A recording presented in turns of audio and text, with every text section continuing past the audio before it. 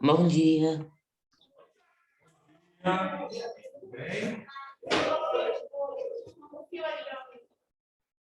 Tio, liga a câmera. Nossa. Desculpa, bom dia.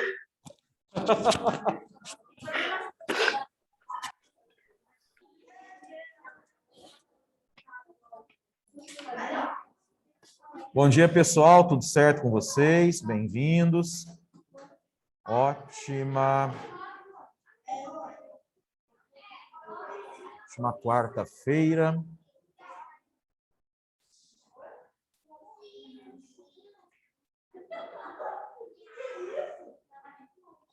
E vamos lá, né? Queridos, hoje a gente vai usar a nossa apostila. Gostaria que vocês pegassem aí o grupo 9.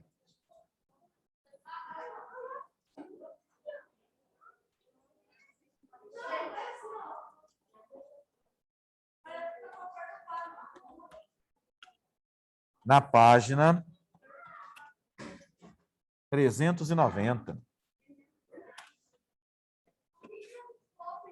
Então, grupo 9, página 390.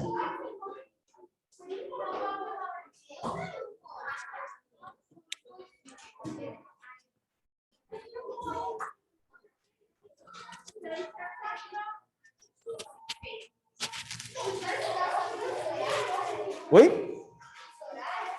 Já vimos, né? Isso. Então, agora presta atenção aqui. Pessoal, mais uma vez, bem-vindos, bom dia, ótima quarta. Então, presta atenção. Para dar sequência aí ao nosso conteúdo, eu preciso que vocês agora peguem a apostila na página 390, né? Do nosso grupo 9, aonde a gente vai falar um pouquinho agora de escalas, ok? Então, vamos lá. Eu vou dar um tempinho agora em fusos horários. A gente já fez alguns exemplos de problemas, falamos um pouco sobre, né? Corrigimos aquela atividade na aula passada, e agora, então, a gente vai trabalhar um pouquinho aí o conceito de escalas, dando sequência à parte da orientação e localização. Legal? Vai, depois a gente vai falar mais um pouquinho. Agora eu vou só, porque senão a gente fica muito tempo, nós estamos aí praticamente há 2 semanas, né? Só em fusos horários. Então agora a gente vai sair um pouquinho dessa parte, falar um pouco de escalas, tipos de mapa. Nós já vimos os elementos de um mapa na aula que eu dei no sábado para vocês. Então aí a gente vai dando sequência a essa parte para poder complementar. Ok? Então vamos lá. Dentro do estudo da cartografia, vou fazer um resumão aí para a gente poder partir da questão da escala para frente. Nós estamos vendo elementos que servem para a representação do espaço geográfico, né? Vimos lá as projeções cartográficas, falamos um pouco aí dos mapas, dos elementos de um mapa, de como a gente teve a evolução da cartografia. E agora a gente vai falamos de fusos horários, que está dentro da descrição desse espaço geográfico, né? Reconhecê-lo dentro das coordenadas geográficas. E agora a gente fala um pouquinho de escalas, né? Que são extremamente importantes para qualquer tipo de projeção que eu queira fazer. Nós já citamos isso, mas é interessante retomar essa questão de que toda vez que eu preciso representar um espaço, eu vou representá-lo numa área menor do que aquela área em que realmente esse espaço está, né? E lembra, eu sempre falei isso para vocês, desde o início dessa matéria, toda e qualquer representação cartográfica traz deformações, não é isso? É simplesmente impossível representar um espaço natural numa área menor sem que alguma alteração apareça e sem que você perca riquezas de detalhe. Não vamos longe, gente.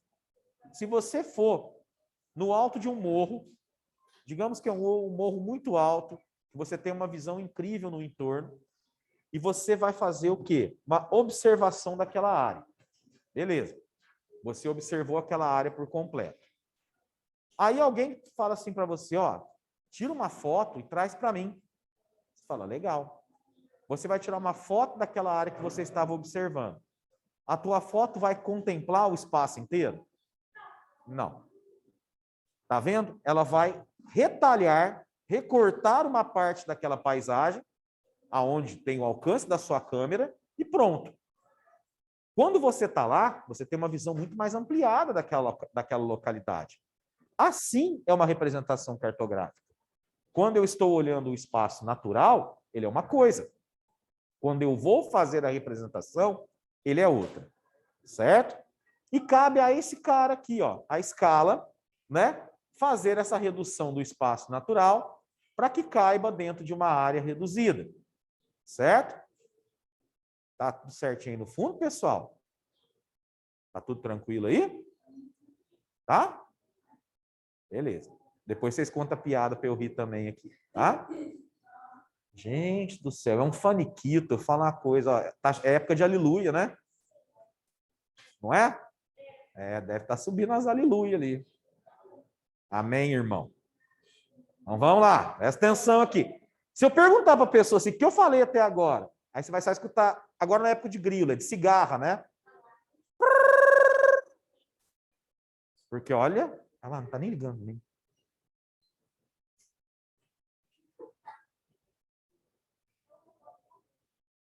É o meu, gente. Desde fevereiro que eu tenho esse relógio aqui, que ele apita, que tem gente que assusta. Podemos, então? Vamos lá. Eu vou, última chance de embarcar para a Terra, hein? Então vamos. Não embarcou. Então vou assim mesmo. A escala vai ser o elemento utilizado para fazer, né, essa conversão da área real para onde eu quero representar o espaço geográfico. Então, a primeira coisa que eu quero que vocês façam é isso aqui, ó. Grife essa parte para mim, queridos. Aqui, ó. Faz favor. A escala mostra quantas vezes os objetos reais foram reduzidos para que pudessem ser representados no mapa. Por exemplo, 1 por 1000. Quando a gente tem aquela expressão, a gente lê 1 por 1000. Indica que o tamanho real do objeto foi reduzido 1000 vezes na representação. Ok? Então, olha que detalhe interessante, gente.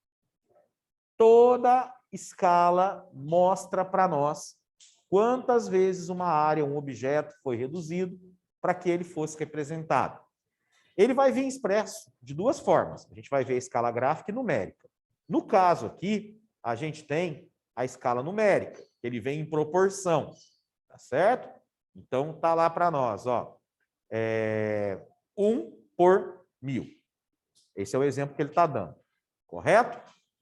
Aí vem uma outra coisa importante. Como é que eu sei, professor, se uma escala é grande ou pequena? O que determina o tamanho de uma escala? Geralmente, eu preciso olhar na escala numérica e ver o tamanho do seu denominador. Quanto maior for esse denominador, tá? Menor será essa escala. E quanto menor for o denominador, maior será a escala. Então, vocês vão grifar essa parte aqui para mim, ó. Sim. Vocês vão entender o porquê, ó. Grifa ali para mim. Olha lá, ó. Quanto menor é a escala, mais reduzido e menos detalhado serão os objetos representados no mapa. Ou seja, em um mapa 1 por 500, há muito mais detalhes do que um mapa 1 por 10.000. Por que a gente vai ver essa proporção, gente? Presta atenção, que isso aqui é um pega incrível para a prova, para as atividades.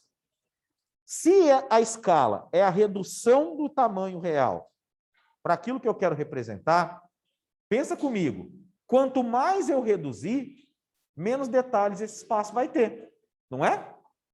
Porque, por exemplo, olha o espaço que ele dá, ó, 1 por 500. Significa que eu reduzi 500 vezes, correto? Se eu tenho lá 1 por 10 mil, significa que eu reduzi 10 mil vezes. Qual que é maior? 500. Ele reduziu menos, né? Então, geralmente, mapas de escalas grandes são mapas como plantas de casa, mapas de rua. Agora, mapas com escala pequena, que são reduzidas muitas vezes, são para representar espaços maiores. Um país, um continente, o mundo, né? Sabe qual que é a escala geral, assim, mais ou menos, de um mapa mundi? Aqueles que a gente coloca aqui na parede, quando você vê a representação do planeta. A escala dele é 1 por 360 milhões.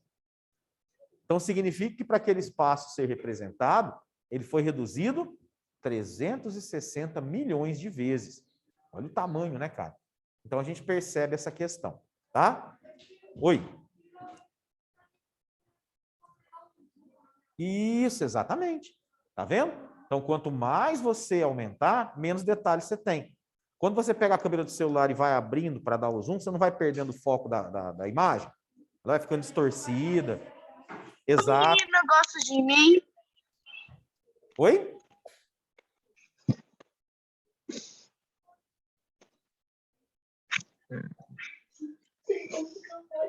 Acho que ele falou com alguém que estava na sala dele, junto com ele. Só continua. Ah, beleza. Obrigado. Desculpa, tio. Não, tranquilo. Então, vamos comigo aqui, ó. Quando a gente olha, então, essa definição, a gente já tem duas coisas importantes. O que é a escala e como ela é calculada em grande, como ela é vista em grande e pequena. Até aí, tranquilo? Beleza. Então, vamos ver como ela é representada para nós. Existem dois tipos de escalas, né, que vão aparecer nos mapas. A primeira é a escala gráfica. Grifa aí para mim, ó. Isso aqui é o sonho de qualquer questão ligada à escala, né? A escala gráfica, né? Ela é representada por uma espécie de régua. Olha ela ali na esquerda da página, ó. É a primeira ali em cima. Na escala gráfica, cada intervalo da reta graduada no mapa corresponde a 1 centímetro. No exemplo, cada centímetro corresponde a 3 quilômetros. Quando aparece essa escala no mapinha, é uma beleza, cara. Porque se, por exemplo, pergunta-se lá, qual a distância entre São Paulo e Rio de Janeiro? Se você tiver a escala gráfica, né, na legenda do mapa, basta você saber a quantos quilômetros corresponde cada centímetro.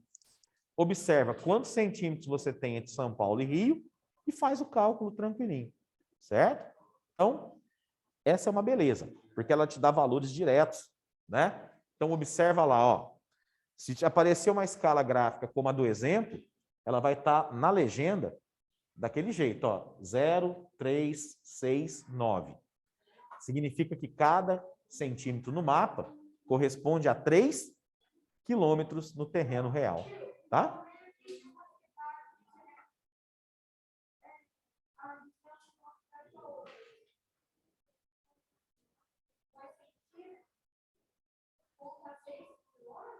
Não, aí vai estar sempre na legenda. Cuidado, Otávio, porque se tiver lá, por exemplo, a cada 2 quilômetros, 1 centímetro, 10 quilômetros.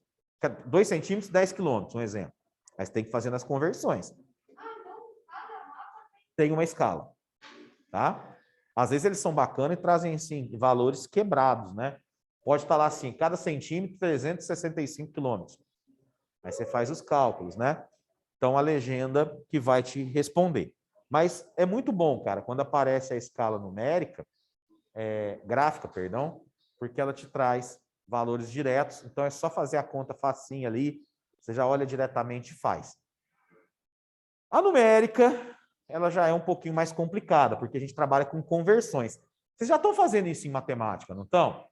Centímetro para metro, metro por quilômetro, ainda não? Não fizeram isso ainda? Mas nesse ano vocês não viram isso ainda, conversão de unidades? Ainda não. Sim. Ah, então. Então, porque aí é o seguinte, né? Lógico, eu não vou cobrar essa parte como uma parte específica com contas difíceis, mas é isso. Para se fazer a escala numérica, eu preciso trabalhar com a tabela de conversões. Mas veja bem, o importante para nós aqui é entender a teoria dela. Ó. Grifa aí para mim. Ó. A escala numérica corresponde a uma fração na qual o numerador representa a distância do mapa e o denominador equivale à distância real. No exemplo, olha o exemplo que a gente tem ali na esquerda da página. No exemplo, a escala indica que o território original foi reduzido 50.000 vezes. Ou seja, uma área de 1 centímetro no mapa corresponde a uma área real de 500 metros. Ou seja, 50.000 centímetros. Tá vendo? É por isso que a gente precisa fazer essas conversões. Geralmente, ele vai ter uma tabelinha que ajuda a gente a converter esses valores. Tá legal? Mas fiquem tranquilos que eu não vou judiar de vocês nesse sentido, não. Presta atenção numa coisa. Escala, ela é muito importante, gente. Quando a gente estudou lá naquela aula que eu dei no sábado, que eu compartilhei com vocês, né, um mapa, e falamos de um elemento, o que se procura num mapa é ter uma fidelidade naquilo que ele quer representar. Então, gente, é super importante que as escalas sejam perfeitas, que as legendas sejam perfeitas. Por quê? Porque eu estou me apoiando nesse mapa para compreender alguma coisa. Se ele trouxer informações erradas para mim, ele tem serventia? Não, cara. Pensa bem, eu falo para vocês assim, ó, gente, faz aí, ó, desenha um mapa do Brasil de acordo com do jeito que vocês quiserem. Ah, que legal. Então eu posso colocar, por exemplo, Minas Gerais lá no Nordeste, Amazonas no Sul. Tá vendo? Então ele perde a confiabilidade, primeiro, perde a sua serventia. Eu posso até fazer um mapa doido aí, né? Mas ele vai perder a sua serventia. Ele não vai servir como apoio didático, né? Então isso é extremamente importante. Eu já vi várias vezes, mas tudo bem, a gente sabe que é erro de grafia ou na hora de fazer a computação gráfica, né? Uma vez eu estava vendo uma reportagem naquele canal de notícias da Globo News, né? E o cara estava mostrando um acontecimento em Pernambuco, no estado do Pernambuco e tal. Aí eles colocaram um mapinha na tela, aí estava assim na sequência, né? Pernambuco, Ceará, Minas Gerais, Piauí. Aí eu olhei e falei assim, ué, caramba, eu estou muito desatualizado, né?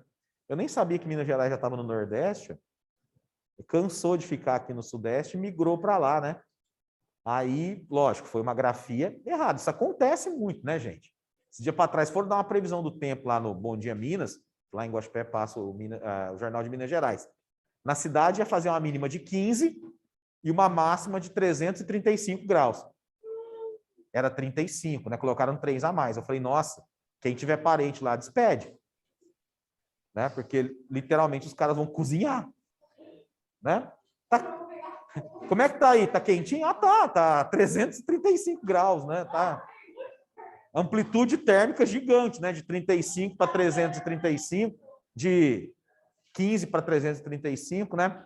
É lógico, erros acontecem, mas mapas precisam ser revisados, precisam ser analisados para que eles não tragam informações erradas e comprometam a sua finalidade.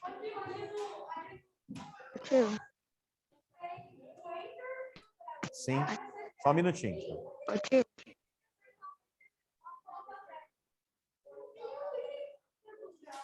Pode falar.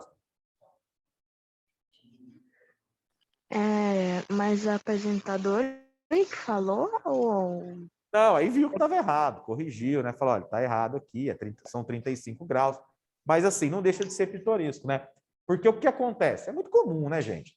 Pensa bem, ainda mais quando você está fazendo um programa ao vivo, a ocorrência de erros, elas não conseguem ser sanadas na hora, né? É que a gente acha engraçado, enfim, pelo fato de estar transmitindo uma informação que a gente fala, pô, em nenhum lugar vai fazer 335 graus, né? Mas é legal para entender esses perto do sol vai fazer. que esses erros podem acontecer. Mas não aqui no Brasil, né? Então fica meio complicado. Certo? Deu para entender a escala? Tranquilo? Redução do espaço real para a área que você quer representar e os dois tipos existentes, tá? Para a gente fechar a cartografia, desce um pouquinho a página aí, a gente vai falar um pouco da classificação dos mapas de acordo com o seu conteúdo. Vamos lá. Outra coisa importante que a gente precisa entender é que os mapas, eles trazem para nós temas diferentes.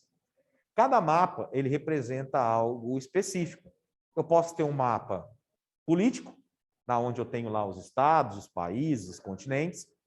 Eu posso ter um mapa físico, que vai trazer para mim elementos naturais, relevo, hidrografia, vegetação, né? Assim por diante, climas, né?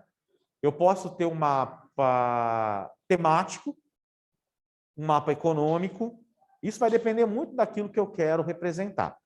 E o fato é que ele precisa estar classificado de acordo com aquilo que ele vem representando.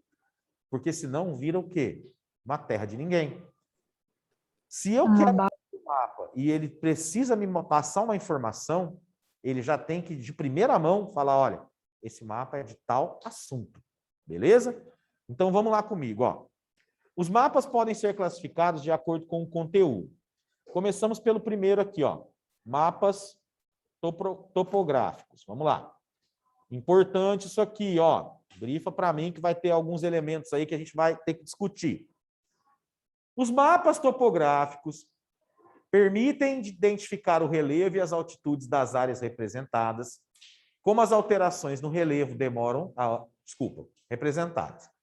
Como as alterações no relevo demoram a ocorrer, a configuração do que está representado nesse tipo de mapa não se altera com facilidade. Por isso, esse mapa é considerado estático. Grifa lá para mim. Oi, pode falar. O mapa de Mercator é um mapa topográfico? O mapa topográfico, ele representa o relevo. Tá? Vem de topografia, desenho do Sim, relevo. então, ele perguntou se o de Mercator é topográfico. Não, de Mercator não. Ele é político.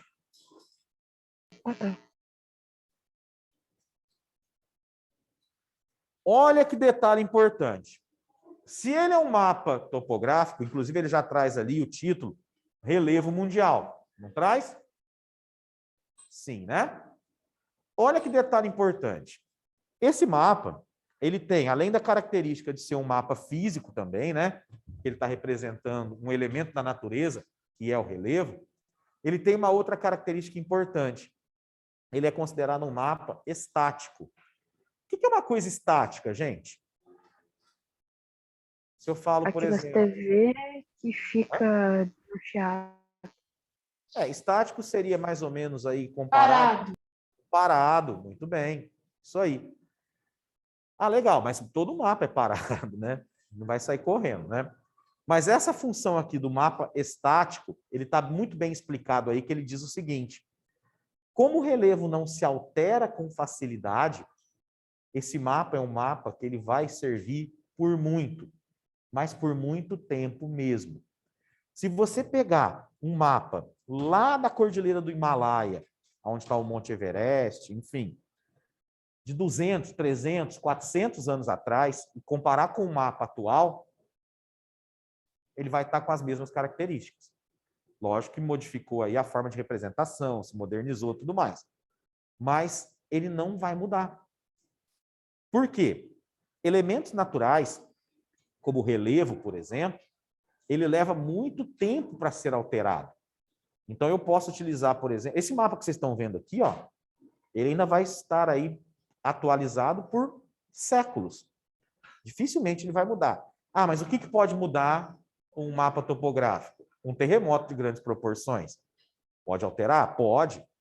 Né? um evento geológico que a gente não está esperando, como, por exemplo, do nada, um continente se parte ao meio, né? Não vai acontecer, tá, gente? Mas, enfim. Bom, espero que não, né? 2021 tá tão louco que eu não espero mais nada. Ué. Então, veja bem. Aí a gente percebe que essas modificações, elas não são casuais. Elas não são cotidianas. Então, por isso que eles são chamados de mapas estáticos. Ok? Deu para entender? Então, vamos lá. Seguindo. Outra representação importante aí são os mapas políticos ou de referência. Grifa aí para mim, ó. Vamos lá.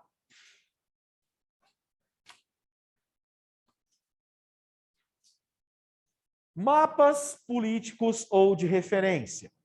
Vai lá.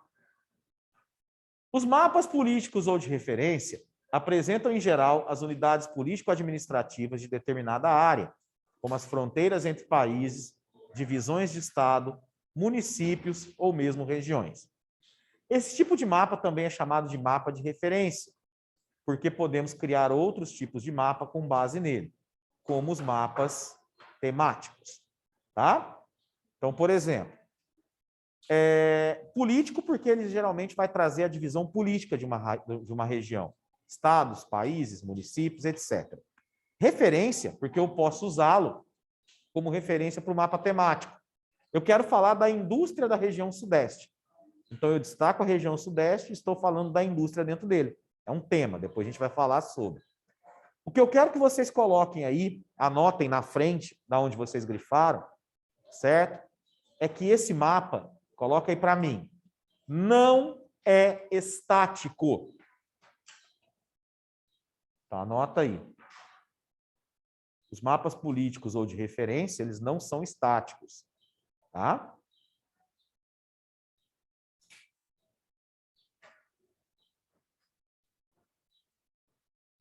Porque muda toda hora? Isso. Bom, a gente pode não nem dizer toda hora, mas constantemente, né? Quer ver que exemplo legal, cara? Vamos lá. O mapa político ou de referência, ele tem uma possibilidade de mudança muito maior do que o mapa topográfico, que é estático. Por quê? Vou dar o exemplo usando eu, né, como referência. Quando eu estudei geografia, lá atrás, não vou nem falar quando, né? Eu já vi várias mudanças 1900 e no bola. mapa do Brasil e já vi várias mudanças no mapa mundi. Quer ver que interessante, cara? Quando eu estudei geografia do Brasil, foi em 1987, tá? Bom, beleza. 800? Lá em 1987, se você pegar um mapa do Brasil naquela época, você vai perceber, por exemplo, que não existia o estado do Tocantins. O estado do Tocantins foi criado em 1988 e só oficializado como estado em 1990. Então, eu estudei o território brasileiro sem o Tocantins. 1800, sim, era eu e o Dom Pedro. Né? 1900, gente. O que tinha no lugar do Tocantins? Tocantins era uma continuação de Goiás, Felipe. Né? 47. Então, olha que interessante. Não tinha o estado do Tocantins. Tocantins era um pedaço de Goiás que se desmembrou, né? E que foi anexado à região norte. Beleza. No ano que eu estudei geografia geral, né? A gente estudou Europa, Ásia, enfim, foi totalmente diferente do que eu explico hoje. Por exemplo, existia a União Soviética, não existe mais. No lugar da União Soviética, hoje nós temos 15 países. Eu estudei a Alemanha dividida, a Alemanha Oriental e a Alemanha Ocidental, hoje é uma Alemanha só. Eu estudei um país que se chamava Iugoslávia, que se fragmentou em 8 territórios. Então, hoje, se eu olhar um mapa, né, da Iugoslávia é Europa, onde fica a Paquistão. Isso. E comparar com o mapa que eu estudei lá atrás, ele é totalmente diferente. Certo? Então, mapas políticos, eles são muito diversificados. Eles modificam muito rápido. Eu já contei para vocês a história de quando eu fui dar aula sobre o Iraque para uma turma e tive que mudar a matéria de uma semana para outra. Não? Foi em 2003. Eu dava aula para o 9º ano, né, numa escola lá para frente de Guaxupé, e eu dava aula lá na quinta-feira. Eram 2 aulas por turma, então eu só dava aula lá na quinta. Cada quinta eu tinha 2 aulas. Bom, cheguei numa quinta-feira e falei, olha, hoje nós vamos falar sobre o Iraque e tal, anota aí. Fiz umas anotações, expliquei, beleza, tal. Fechamos o conteúdo, falei, beleza, pessoal, deu para entender, professor, tranquilo. Então, beleza. Fui embora. Nesse intervalo de uma semana, os Estados Unidos invadiram o Iraque e mudou tudo aquilo que eu tinha explicado para eles. Eu falei, bom, e agora? Cheguei lá, na outra quinta, falei, pessoal, pega o caderno, tá, localiza aí a parte do Iraque. Localizado. Falei, tá bonitinho aí, tranquilo? Tá, professor. Falei, arranca a folha e joga fora. Vamos fazer de novo. Né? Tive que explicar tudo de novo. Porque, lógico, o que vinha, né, até aquele dado momento, tudo bem. Mas era um outro contexto. Eu tive que mudar no meio do caminho. Né? É literalmente trocar o pneu do carro com ele em movimento. Né? Então, a geografia política, a geografia humana, ela é muito dinâmica. Portanto, ela traz para nós, né, essa falta, né, de estabilidade. Ele não é estático. Deu para entender a diferença, pessoal? O que é um mapa estático e um não estático? Tá. E no Brasil tem muitas mudanças, né? Se você pegar lá, o Brasil não tinha... O Mato Grosso era um só, dividiu em 2, né? Vocês sabiam que São Paulo fazia parte da região sul? E hoje faz parte do sudeste. Minas Gerais era uma parte da região que chamava leste. Nem existe mais. Eu tenho uma amiga minha, uma professora aposentada lá do Nordeste, né? Ela mora em Fortaleza. Às vezes ela conversa comigo e ela me chama de meu amigo do leste. Eu sei que ela me chama de meu amigo do leste, porque Minas era do leste. Aí eu fico imaginando, nossa, tia, essa história é antiga, hein? Porque faz muito tempo que não existe o leste, né? Mas, enfim, é assim que funciona, tá? E por último, queridos, os mapas temáticos. Vamos lá. O que é uma coisa temática, gente? Que apresenta Apresenta um tema. tema, gente. É um tema, né? Já tá Temático, tema. mapa Eu falar para você, vamos fazer uma festa temática. Halloween. Você tem que vir vestido de monstro. fantasia de Halloween. Não precisa, já tá com a carinha. Tem uns que põe a máscara e não tira mais, né? Tô brincando. Fica metade da vida só. Bom, vamos lá. Então, aquela piadinha sem graça, né? Passa o Halloween, você fala, cara, meu, tira a máscara, né? Mas enfim, ele já tirou faz tempo, né? Judiação, hein? Não façam isso. Os mapas temáticos. Vamos lá. Mapas temáticos trazem outras informações além das que estão apresentadas nos mapas políticos. Eles são muito diversos e têm informações específicas sobre determinado fenômeno espacial. Podem apresentar fenômenos naturais, como pluviosidade, que é a chuva, temperaturas ou fenômenos sociais e econômicos, como distribuição de população por cor, por raça e cor, e atividades agrícolas pelo país. Olha esse mapa aí, gente. Ele é um mapa temático. Por quê? Qual que é o título dele? A distribuição da população por cor e raça de 2010. Exato. Olha lá. Ó. Qual que é o tema dele? Distribuição da população por cor e raça. Aí mostra pra gente, ó, branca, preta, parda, amarela, indígena, em cada área do Brasil. Não é um tema específico? Não, mais um minutinho. Não é um tema específico? Gente. Uhum. Sim, né? Uhum. Então, mapa temático, ele sempre traz um tema, tá? Tema. Legal. Antes da gente seguir, dá uma olhadinha nesse box do lado aí da página, que é o grupo temático, Um olha que grupo legal, temático. falando em mapa temático, que fala para a gente um pouquinho sobre o uso de mapas táteis para alunos com deficiência visual. Teve uma vez, gente, que aconteceu um detalhe interessante, que toda vez que eu falo de cartografia, eu lembro disso. Nós tínhamos uma aluna numa escola que eu trabalhei em Guaxupé, que ela não enxergava nada. Ela era deficiente visual, não enxergava nada, nada, nada. E tinha mais um outro professor de geografia lá, que a gente começou a pensar no seguinte, falei, cara, como é que a gente vai, né, falar de cartografia ou tentar explicar a ela como observar um mapa, sendo que ela não enxerga. Aí a gente pensou numa forma de bolar um mapa tátil, que é um mapa que você não enxerga, mas você sente, né? E aí a gente pensou assim, cara, olha que legal. Nós fizemos um mapa do Brasil e dividimos esse mapa por região.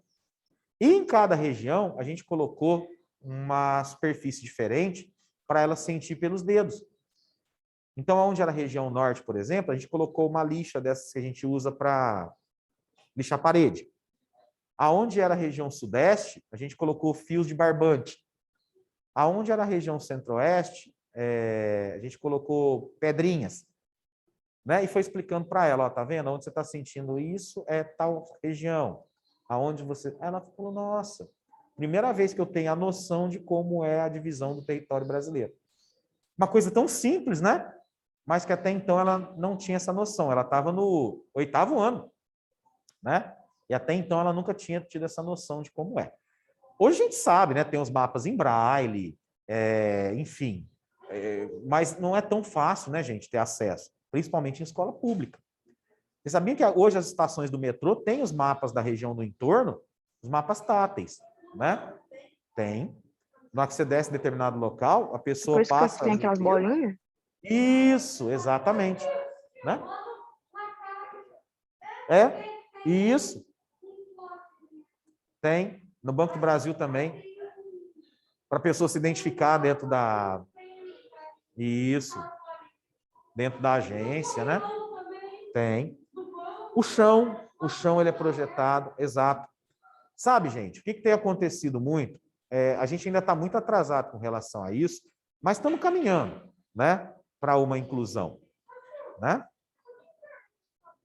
Aquilo lá é para quem usa aquelas bengalas para identificar o terreno. Então ele sabe que ali ele pode andar, então ele tem essa noção, né?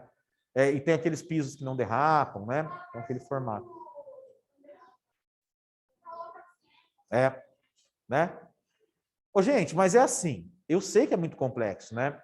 A gente olhar para a inclusão como algo amplo. Ainda tem muita dificuldade, já tem adiantado bastante, presta atenção, pessoal. Já tem adiantado bastante, mas ainda temos um caminho longo a percorrer, né? Essa inclusão ela ainda não acontece de maneira plena por uma série de fatores, seja por falta de recursos, seja por falta de preparo, mas ele é uma necessidade que vai devagar atingindo aí níveis maiores, né? Enfim, então, bora lá. Para a gente, né, terminar, a gente já vai falar um pouquinho aí das representações de terreno nos mapas topográficos, que fala aí do seguinte: quando a gente vai fazer a análise de um terreno, a gente trabalha com a ideia da topografia, certo? Então anota aí para mim, ó. Até mapas. Grifar. Topografia é o campo do conhecimento que descreve as formas de relevo e a maneira de representá-las em mapas. Então, por exemplo, como é que eu sei que é planície, planalto, montanha, tá? A topografia tem essa função e ele trabalha com altimetria, né? Ou seja, medindo a altitude. Hoje isso é muito feito com a ajuda de satélites, aparelhos de GPS. A tecnologia ajudou muito a fazer esse cálculo, esse estudo, então é mais tranquilo. Certo?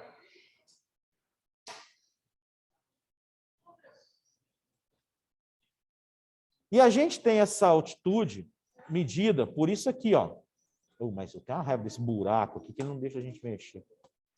Espera aí. Aqui, ó.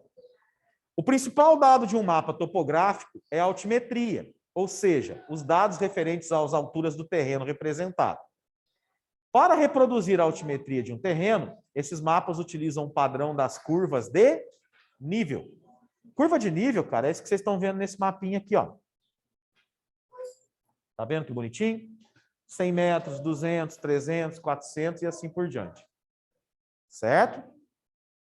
Isso é muito utilizado na agricultura, por exemplo.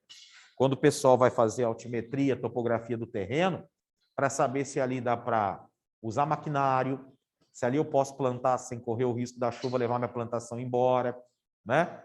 Então, é muito necessário o uso dessa tecnologia. Certo? E é isso. A gente fecha aí essa parte com vocês. Pessoal, para amanhã, anota aí, vocês vão fazer para mim, para finalizar. Vamos lá. Tem.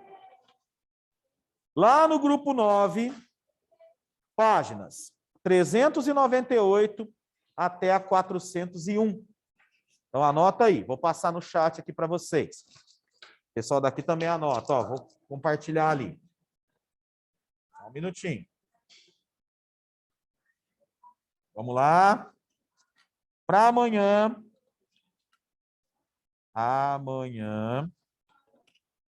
Fazer grupo 9. Grupo 0 é ótimo, hein? Página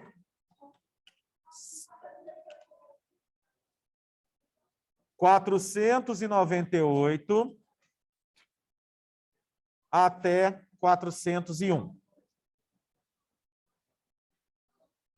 398 até 401, né?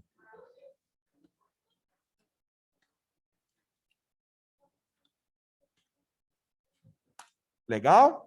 Anota aí, pessoal daqui. Tá ali, ó. Vamos lá? E a gente finaliza esse módulo. Olha que beleza. Estamos bem adiantados. Então,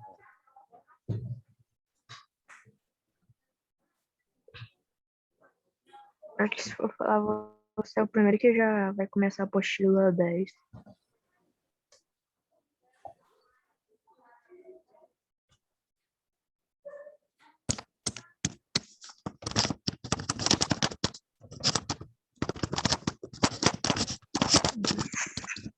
Que isso, Giovanni?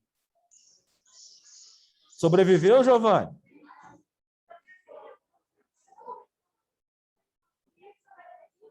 Queridos, então beleza. Vou deixar com vocês até aqui e a gente se encontra amanhã para fazer a correção, tá bom? Abraço e Até até lá. amanhã. Tchau, tchau. Oi.